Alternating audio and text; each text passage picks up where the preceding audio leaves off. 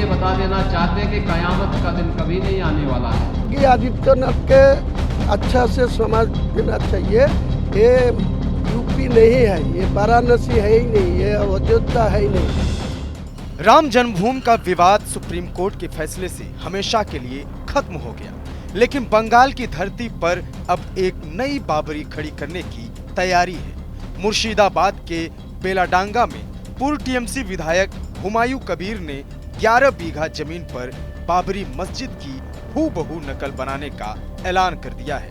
यह विवाद तब और गहरा गया जब कबीर ने इसे सीधे तौर पर मुख्यमंत्री योगी आदित्यनाथ के हिंदुत्व के खिलाफ एक चुनौती के रूप में पेश किया। योगी आदित्यनाथ के अच्छा से समझ देना चाहिए, ये यूपी नहीं है, ये वाराणसी है ही नहीं, ये अयोध्या है ही नहीं।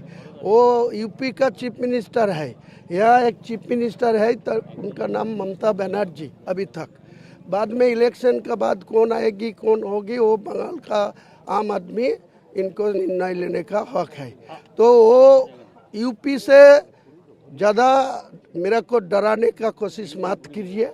मैं किसी को डरते नहीं, मैं अल्लाह को डरते हैं, किसी को डरते नहीं, प्राइम मिनिस्टर को भी डरते नहीं, वो यूपी का मुख्यमंत्री के भी डरते नहीं, यहाँ का मुख्यमंत्री ममता को भी डरते नहीं। अर्जुन सिंह ने कल कहा कि मंदिर तैयार नहीं होने देंगे। अर्जुन सिंह को आने दीजिए मुर्शिदाबाद, वो आएगी तो उनको जान से 10 फुट माटी के अंदर पुता देगी।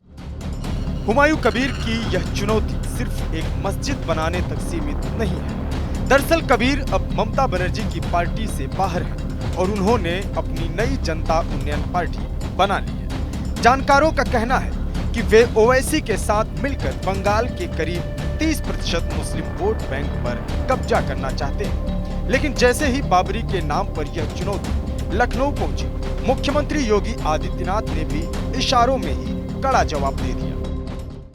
और जो लोग अभी सपना देख रहे हैं बाबरी ढांचे का, तो उनको हम भी ये बता देना चाहते हैं कि कयामत का दिन कभी नहीं आने वाला है और कभी नहीं आएगा। योगी आदित्यनाथ का यह कयामत वाला बयान केवल कबीर को जवाब नहीं था, बल्कि बंगाल चुनाव 2026 के लिए बीजेपी की लाइन भी तय कर दी गई है। बीजेपी इसे तुष्टीकरण की इंतहा बता रही है। बंगाल में नए बाबरी मस्जिद का चर्चा अब पूरे देश में है। एनडीए के तमाम नेता जहां यह आरोप लगा रहे हैं कि बंगाल की ममता सरकार ऐसे लोगों को बढ़ावा दे रही है, वहीं कांग्रेस पार्टी हुमायूं कबीर को बीजेपी का एजेंट बता रही है। ये बीजेपी का एजेंट है, बीजेपी से चुनाव लड़ा था 2019 में। इसे बाबरी मस्जिद की शहादत याद नहीं आई थी जब ये बीजेपी का झंडा लेके चुनाव लड़ रहा था? जब ये बीजेपी को ढाने वाले लोगों के साथ खड़ा हुआ था, तब इसे समझ में नहीं आ रहा था कि ये मस्जिद ढाने वालों के साथ खड़ा है। आज ये उसके नाम के ऊपर नफरत की राजनीति खड़ी करनी है, इसलिए इधर ये बोल रहा है, उधर से उत्तर प्रदेश के मुख्यमंत्री बोल रहे हैं, नूरा कुश्ती हो रही है और टीएमसी इसमें खामोशी से तमाशा देख रही है। सख्ती के साथ बंद क्यों नहीं करती? नेता तो टीएमसी के आप अरे तो नेता टीएमसी का नहीं है, बीजेपी का नेता है, वो बीजेपी का बिट्टू है। बीजेपी में ही नहीं था क्या वो? 2019 में बीजेपी से चुनाव लड़ा था मुर्शिदाबाद से। तो अभी तो फिलहाल अरे फिलहाल की बात छोड़ दीजिए, फिलहाल की बात छोड़ दीजिए।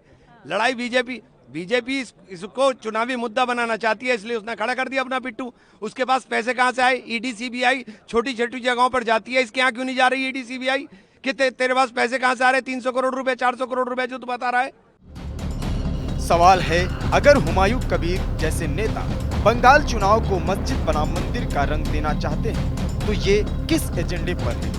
अगर कांग्रेस या इंडिया गठबंधन के खेमे का यह आरोप है कि हुमायूं कबीर बीजेपी को फायदा पहुंचाने के लिए ऐसा कर रहे हैं, तो बंगाल में ममता बनर्जी की सरकार है, वो क्या ऐसे विचारों पर रोक लगाएंगे? जब राम मंदिर बाबरी मस्जिद का विवाद कोर्ट के निर्णय के बाद समाप्त हो गया, तो एक बार फिर इसे क्यों तोल दिया जा रहा है? सवाल ये भी है कि क्या इस बार बंगाल का चुनाव इसी मुद्दे पर होने जा रहा है?